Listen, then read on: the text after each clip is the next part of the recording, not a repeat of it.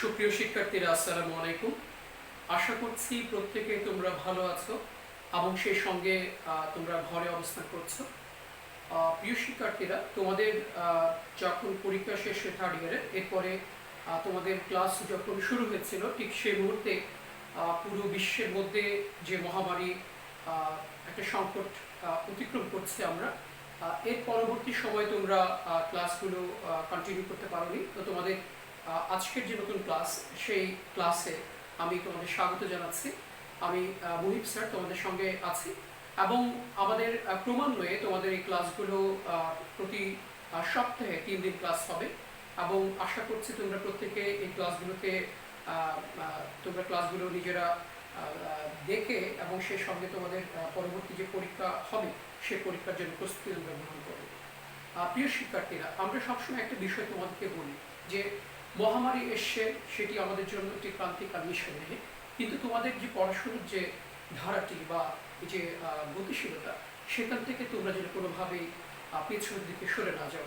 আমি সবসময় তোমাদেরকে বলেছি যে তোমরা যখন এখন 4th ইয়ারের উঠে গেছো এবং 4th ইয়ারের এই সময়ে তোমাদের বলতে গেলে খুব বেশি দিন নেই, তোমরা গ্র্যাজুয়েশন শেষ করবে এবং নিজের যে সংকটগুলো আছে, নিজের ল্যাকিংসগুলো আছে, সেগুলোকে তোমরা ক্রমান্বয়ে সংশোধন করার চেষ্টা করবে, সমাধান করার চেষ্টা করবে এবং সেগুলো পূর্ণ করে তুমি একজন পূর্ণ মানুষ হওয়ার চেষ্টা করবে।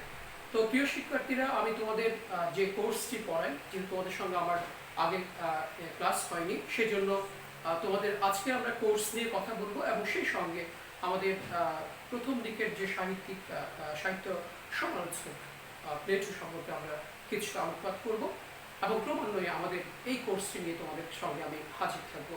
তো প্রিয় শিক্ষার্থীরা, আমরা আগে আমাদের কোর্সে যাই। দেখো, আমাদের কোর্স কোড হচ্ছে, আমরা এখানে দেখতে পাচ্ছি কোর্স লিখেছে 2410005। এটি হচ্ছে আমাদের কোর্স কোড এবং আমাদের কোর্সের নাম হচ্ছে পাশ্চাত্য সাহিত্য তত্ত্ব এবং সাহিত্য সমালোচনা পদ্ধতি। আমি তোমাদের একটা শব্দ নিয়ে কথা বলি, এটা তত্ত্ব, এটি তথ্য নয়, সুতরাং মাথায় রাখবে। তাহলে আমাদের কোর্সের নাম হচ্ছে পাশ্চাত্য সাহিত্য তত্ত্ব ও সাহিত্য সমালোচনা পদ্ধতি। আমরা নিশ্চয়ই বুঝতে পারছি যে আমরা যে বিষয়টি আজকে অর্থাৎ আমাদের কোর্সে পড়ব, সেটি কিন্তু পাশ্চাত্য সাহিত্য তত্ত্ব এবং সেই সাহিত্যের ধারাগুলো নিয়ে। কারণ আমরা যদি আজকে সাহিত্যের কথা বলি, তাহলে প্রথম যে শুরুটা হয়েছে সেটি হলো গ্রিক থেকে, অর্থাৎ সাহিত্যের সূত্রপাতের যে জায়গাটা বা দর্শন চিন্তার সূত্রপাতের জায়গাটা গ্রিক দেশ থেকে এসছে। এবং আমরা জানি যে এই গ্রিক দেশে 4 জন প্রধান দার্শনিক, যাদের কথা আমরা প্রায় সময় বলে থাকি, যে যিনি আসলে এই দর্শন চিন্তা, জ্ঞানের চিন্তা যিনি পুরুদা, সক্রেটিস, তারপর হচ্ছে প্লেটো, অ্যারিস্টটল, পরে হচ্ছে আলেকজান্ডার। যদিও প্রথম 3 জনের কথা আমরা সবচেয়ে বেশি গুরুত্বের সঙ্গে বিবেচনা করব এবং আমাদের সাহিত্য তত্ত্বের মধ্যে আমরা প্লেটো এবং অ্যারিস্টটল এবং সেই সঙ্গে সক্রেটিসের কথাগুলো প্লেটোর সাহিত্য তত্ত্বের মধ্যে উপস্থাপিত হতে আমরা দেখব। সে বিষয়ে আমরা ক্রমান্বয়ে পরবর্তী পর্যায়ে তোমাদের সঙ্গে আলোচনা করব। তাহলে প্রিয় শিক্ষার্থীরা, আমাদের কোর্সকে আমরা 3 ভাগে আমরা ক, খ এবং গ তে বিভাজন করেছি। তোমরা একটু খেয়াল করো। আমরা প্রথম দিকে ক তে হচ্ছে গ্রিক ও রোমান সাহিত্য তত্ত্ব, গ্রিক ও রোমান সাহিত্য তত্ত্ব। তাহলে এই যে গ্রিক এবং রোমান সাহিত্যের যে তত্ত্বগুলো হয়েছে, তাদের মধ্যে আমরা জানি প্লেটো, অ্যারিস্টটল, হোরেস এবং লুমিনাস, এই 4 জনের আমরা সাহিত্য তত্ত্ব সম্পর্কে আলোচনা করব ক্রমান্বয়ে। এরপর হচ্ছে সাহিত্য তত্ত্বের ধারা, কোন কোন ধারাগুলো বা মতবাদগুলো বা ইজমগুলো আমাদের জন্য গুরুত্বপূর্ণ এবং আমাদের সিলেবাস রয়েছে, যেগুলো সম্পর্কে আমাদের ধারণা নিতে হবে। এবং পাশাপাশি বলা যায় এগুলোর বাইরেও অনেকগুলো ইজম রয়েছে, যেগুলো আমরা ক্রমান্বয়ে হয়তো বা একটু একটু করে শেখার চেষ্টা করা আমাদের জন্য খুব বেশি গুরুত্বপূর্ণ, আমরা যদি সত্যিকার অর্থে একজন সাহিত্যের শিক্ষার্থী হয়ে থাকে। এবং সাহিত্যের যারা শিক্ষার্থী আছে, প্রত্যেকের একটা জিনিস উচিত যে আসলে আমরা যখন সাহিত্য নিজেরাও চর্চা করব, নিজেরাও লেখার চেষ্টা করব, নিঃসন্দেহে এই কোর্সটি তোমাদের জন্য অনেক বেশি গুরুত্ব বহন করবে নিজেকে জানার জন্য। তো আমরা দেখি, তারপর হচ্ছে এখানে আছে সাহিত্য তত্ত্বের ধারার মধ্যে romanticism, realism, naturalism, Marxism, Freudism, feminism, modernism, post modernism. তাহলে আমরা মোটামুটিভাবে যেগুলো আমাদের খুব বেশি গুরুত্বপূর্ণ, সেগুলো আমরা এই ধারাগুলোর মধ্যে লক্ষ্য করছে এবং সেগুলো আমরা ক্রমান্বয়ে আমরা আলোচনা করব। সাহিত্য সমালোচনা পদ্ধতি আছে এবং এখানে ইতিহাসমূলক, তুলনামূলক, বিশ্লেষণমূলক এবং মূল্য বিচারমূলক। তাহলে আমরা এই চারটা সাহিত্য সমালোচনা পদ্ধতি সম্পর্কেও আমরা ক্রমান্বয়ে আলোচনা করব। প্রিয় শিক্ষার্থীরা, আমি তোমাদের কাছে একটি বিষয় সম্পর্কে সব সময় বলে থাকার চেষ্টা করি, সেটা হচ্ছে যে তোমরা এই মুহূর্তে এসে তোমাদের প্রথম বর্ষ, দ্বিতীয় বর্ষ এবং তৃতীয় বর্ষ এবং এখন তোমরা চতুর্থ বর্ষে, এই সময়ে এসে তোমার আগের 3 বছরের কোনো লেখেন্স যদি তোমার থাকে তাহলে অবশ্যই সেই সম্পর্কে তোমার ধারণা এই সময়টার মধ্যেই নেওয়া উচিত। কারণ তোমরা যখন 4th ইয়ার শেষ করবে, আমরা একটা কথা প্রায় সময় বলি যে তোমরা অর্ধ বেকার, MA শেষ করার পরে পূর্ণ বেকার। সুতরাং এই যে সময়টা, এই সময়টাকে তোমরা কাজে লাগাবে, এই বিশ্বাস তোমাদের প্রতি আমার আছে। প্রিয় শিক্ষার্থীরা, আজকে এতগুলো বিষয়ের মধ্যে আমরা এই যে কোর্সটি করছি, সেই কোর্সের যে চিন্তাধারা বা কোর্সের যে ভাবনাগুলো, সেই ভাবনাগুলো আমাদের মনের মধ্যে, আমাদের চিন্তার মধ্যে, আমাদের ভাবনার মধ্যে খুব বেশি প্রয়োজন। বিশেষভাবে আমরা যে কথাগুলো বলছিলাম যে আমরা আজকে মূলত কোন বিষয় নিয়ে কথা বলবো সেটি সম্পর্কে আমি তোমাদেরকে একটু ধারণা দিতে চাই। সেটা হচ্ছে যে আমাদের প্রথম যে অংশটি আছে, অর্থাৎ গ্রিক ও রোমান সাহিত্য তত্ত্ব, এই গ্রিক ও রোমান সাহিত্য তত্ত্বের প্রথম যিনি পুরুদা ব্যক্তিত্ব প্লেটো, ওনার সম্পর্কে আমরা আজকে এই আলোচনার মধ্যে মোটামুটিভাবে আলোচনার চেষ্টা করব এবং পরবর্তী সময়ে আমরা ক্রমান্বয়ে বড় কোয়েশ্চন নিয়ে আলোচনা করব। সেই সঙ্গে তোমাদের যে ছোট সংক্ষিপ্ত প্রশ্ন এবং অতি সংক্ষিপ্ত প্রশ্ন, সেগুলো নিয়ে আমরা কথা বলবো। প্রিয় শিক্ষার্থীরা, আমাদের প্রথম যে বিষয়টি সেটি হচ্ছে গ্রিক ও রোমান সাহিত্য তত্ত্ব। এখানে লেখা আছে এই গ্রিক ও রোমান সাহিত্য তত্ত্বের যে ধারা বা যারা তাত্ত্বিক ছিলেন, তাদের চিন্তা, তাদের ভাবনা, তাদের এই সাহিত্যের জায়গা থেকে তাদের যে একেবারে সূক্ষ্মাতি সূক্ষ্ম আদর্শগুলো, যেগুলো একটা দেশের জন্য, একটি দেশের শিক্ষা ব্যবস্থার জন্য এবং সেই সঙ্গে একটা দেশের সাহিত্যের জন্য গুরুত্বপূর্ণ ভূমিকা রাখে। তো আমরা এগুলো আপাতত মুছে ফেলছি, আমরা তোমরা সিলেবাসটা ধরে দেখে নেবে। আমরা আজকে যে বিষয়টি নিয়ে পড়বো সেটা নিয়ে আমরা আজকে এখানে লিখে রাখছি, অর্থাৎ সাহিত্য তত্ত্বের মধ্যে আমরা প্লেটোর সাহিত্য তত্ত্ব নিয়ে আজকে আমরা কথা বলবো। আমি প্লেটোতে যাওয়ার আগে আমরা একটু সক্রেটিস নিয়ে কথা বলতে চাই। আমরা জানি যে সক্রেটিসের যতগুলো গুরুত্বপূর্ণ চিন্তা আছে তার মধ্যে যেটি সবচেয়ে গুরুত্বপূর্ণ নো থাইসেলফ।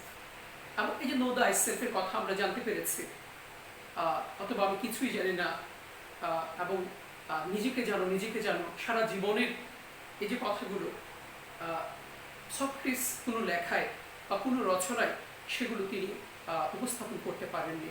আমরা বরঞ্চ প্লেটোর কথাগুলোর মধ্য দিয়ে আমরা জানতে পেরেছি সক্রেটিসের এই ভাবনাগুলোকে, সক্রেটিসের চিন্তাগুলোকে, সক্রেটিসের সাহিত্য দর্শন সম্পর্কে, দার্শনিক সত্তা সম্পর্কে। সুতরাং আমরা একটা কথা প্রায় সময় বলে থাকি, সেটা হচ্ছে যে প্লেটো একটা কথা বলতেন, তিনি বলতেন যে আমি একজন দার্শনিক বটে, আমি একজন চিন্তক বা আমি একজন ভাবুক, সেটাও ঠিক আছে, কিন্তু আমার পরিচয় আমি যদি একজন সক্রেটিসের গুণমুগ্ধ ছাত্র হতে পারি, সেটি আমার জন্য সবচেয়ে গুরুত্বপূর্ণ। আমরা কিন্তু একটা বিষয়, যে বিষয়টি অনেক আদি কাল থেকে, অনেক আগে থেকে চলে এসছে, সেই মূল ধারা থেকে আমরা আজকে বিচ্ছিন্ন হয়ে গেছে। সেটি হলো গুরু এবং শিষ্যের জায়গা থেকে। তাহলে এই যে গুরু এবং শিষ্য, সেটি কতটা গুরুত্বপূর্ণ সেটি আমরা প্লেটোর এই কথাটির মধ্যে দেখতে পাচ্ছি, যে আমি বড় দার্শনিক হতে পারি, কিন্তু আমার এই পরিচয় থেকে গুরুত্বপূর্ণ হচ্ছে আমি সক্রেটিসের একজন ছাত্র বা শিষ্য। সুতরাং গুরু এবং শিষ্যের সম্পর্কের জায়গাটি হতে হবে রবীন্দ্রনাথের সেই কথার মতন, অর্থাৎ ভক্তি এবং স্নেহে, ভক্তি এবং স্নেহে। আমরা প্লেটোর এই যে চিন্তাগুলোকে, আমরা যখন প্লেটোর সংলাপের মধ্য দিয়ে প্লেটো যখন তার কথাগুলোকে উপস্থাপন করছেন, তখন এই সংলাপের মধ্য দিয়ে কিন্তু আমরা দেখব তিনি সক্রেটিসকে নিয়ে এসেছেন ওনার সেই রিপাবলিক গ্রন্থের মধ্যে, এবং বিভিন্ন চিন্তাধারা প্রতিষ্ঠা করতে, সক্রেটিসের চিন্তাগুলোকে প্রতিষ্ঠা করতে তিনি আপ্রাণ চেষ্টা করেছেন। এবং তিনি মূলত সক্রেটিসের ভাবনাগুলোকে তিনি পরবর্তী সময়ে সবার কাছে প্রচার করেছেন এবং সব মানুষের কাছে তিনি নিয়ে গেছেন, পৌঁছাতে সক্ষম হয়েছেন। তো আমরা প্লেটো সম্পর্কে একটু বলতে পারি। প্লেটো 427 খ্রিস্টপূর্বাব্দে জন্ম, 427 খ্রিস্টপূর্ব, আমরা নিশ্চয়ই বুঝতে পারছি খ্রিস্টপূর্ব অর্থাৎ যীশু খ্রিস্ট বা ঈসা আলাইহিস সালামের জন্মের 427 বছর আগে তিনি 427 খ্রিস্টপূর্বাব্দে তিনি জন্মগ্রহণ করেছেন।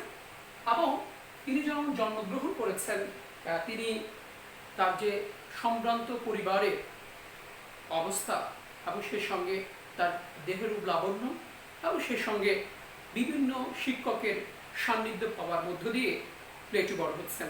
এবং তিনি খুব অল্প সময়ে, আমরা জানি যে যখন সক্রেটিস জ্ঞান বিতরণ করতেন তিনি অনেকটা ছিলেন রাস্তায়, মাঠে, ঘাটে তিনি জ্ঞানগুলো বিতরণ করতেন মানুষের কাছে। অনেক মানুষ চতুর্দিকে সক্রেটিসকে ঘিরে ধরত এবং তিনি তাদেরকে বলতেন যে নিজেকে জানো, নিজের ভেতরটাকে উজ্জীবিত করো, তাহলে সত্যিকার অর্থে তুমি তোমার চিন্তা, তোমার ভাবনাটাকে বিকশিত করতে পারবে। তো এখন আমরা যে কথাটি বলার চেষ্টা করছি সেটা হচ্ছে প্লেটো জন্মগ্রহণ করার মাত্র 20 বছর বয়সে, 20 বছরের মধ্যে তিনি সক্রেটিসের একজন প্রিয় ছাত্র হতে সক্ষম হয়েছিলেন এবং তিনি এই 20 বছরের জায়গা থেকে পরবর্তী সময়কাল পর্যন্ত সক্রেটিসের চিন্তাগুলোকে, ভাবনাগুলোকে নিজের মধ্যে নিয়ে এসেছেন।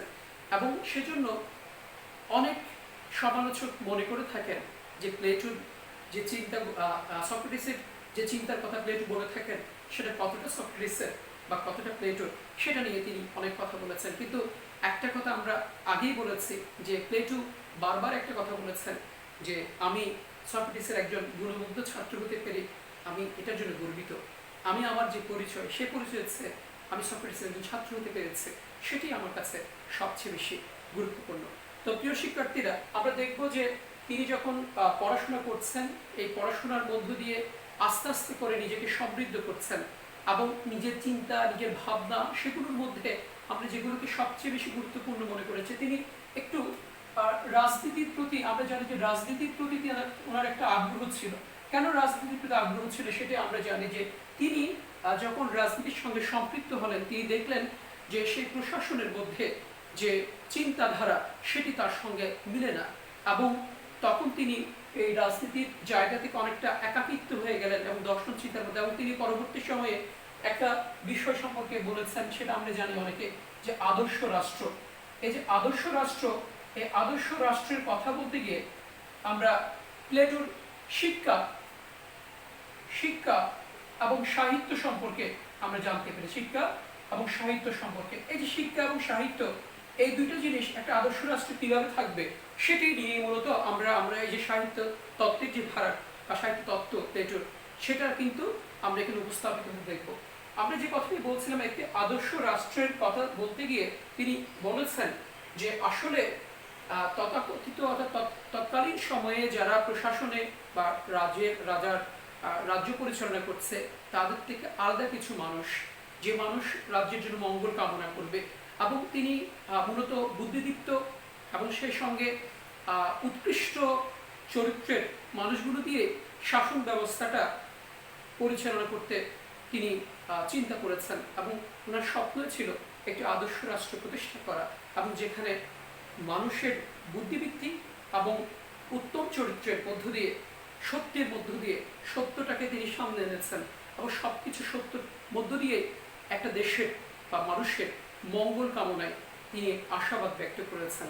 তাহলে সত্য ছাড়া কখনোই মঙ্গল হতে পারে না, সেটি ওনার কথার মধ্যে আমরা প্রায় সময় দেখতে পাবো। এবং এমনকি যে সাহিত্যের কথা আমরা বলছি, যিনি সাহিত্য তত্ত্ব দিয়েছেন, সেখানে আমরা দেখব তিনি রিপাবলিক গ্রন্থের মধ্যে, আমরা জানি যে ওনার বিখ্যাত গ্রন্থের নাম হচ্ছে রিপাবলিক। আমরা যদি বলি রিপাবলিক, এই রিপাবলিক গ্রন্থের তৃতীয় এবং দশম অংশে, দশম পুস্তকে, তৃতীয় পুস্তক বা অংশ এবং দশম পুস্তকে তিনি শিক্ষা এবং সাহিত্যের চিন্তার কথা বলেছেন। আমরা যদি একটু প্রিয় শিক্ষার্থী বলে থাকি কেন তিনি এ ধরনের একটি প্রবণতা বলেছেন, বিশেষভাবে আমরা যদি বলি যে আগের সময়ে অর্থাৎ প্লেটোর সময়ে গ্রিক দেশে ওইভাবে ধর্মীয় গ্রন্থ অথবা আমরা যদি বলি তাহলে বলা যায় নৈতিক নৈতিক নৈতিক বিষয়ে তেমন কোনো উল্লেখযোগ্য গ্রন্থ ছিল না। সেজন্য কবিদের উদ্ধৃতি ছিল মানুষের কবিদের উদ্ধৃতি ছিল মানুষের জীবন চলার অনুশাসন, অনেকটা অনুশাসন বলেছেন। তো অনুশাসন যেহেতু মানুষের কবিদের কথা তিনি বলেছেন, সুতরাং এই কবিদের উদ্ধৃতিগুলো ব্যবহার করার মধ্য দিয়ে মানুষ তাদের নৈতিকতাকে, তাদের ধর্মের ও যে ভাবনা মূল্যবোধটাকে প্রতিষ্ঠা করার চেষ্টা করেছেন। সেজন্য তিনি কবিদের কথা বলেছেন যে কবিরা সত্য থেকেই লিখবেন বা সত্যের মধ্য দিয়ে লিখবেন, এবং তিনি বাদ দিয়েছেন যারা কল্পনাপ্রবণ অথবা মিথ্যার মধ্য দিয়ে যারা বা কল্পনার মধ্য দিয়ে যারা কবিতা লিখেন। সুতরাং এই কবিদের তিনি ওনার যে আদর্শ রাষ্ট্র সেখান থেকে তিনি বের করে দিয়েছেন।